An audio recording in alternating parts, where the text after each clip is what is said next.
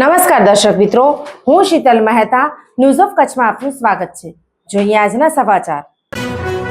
ભચાઉ પોલીસે અસામાજિક તત્વ સામે કાર્યવાહી કરી। કોલિયાસરીના મેહુલ કોલીનું ગેરકાયદેસર વીજ જોડાણ કાપી નખાયું। ભચાઉ પોલીસ સ્ટેશન વિસ્તારમાં અસામાજિક તત્વો સામે કડક કાર્યવાહી હાથ ધરવામાં આવી છે।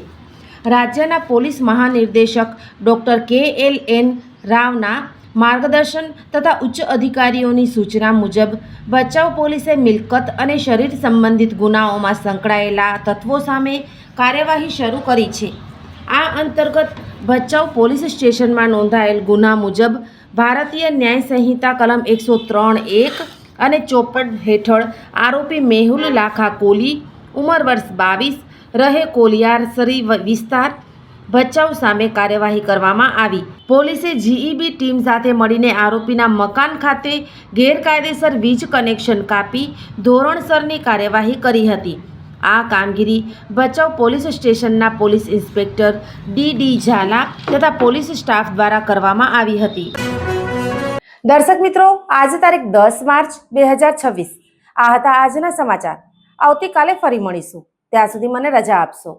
નમસ્કાર।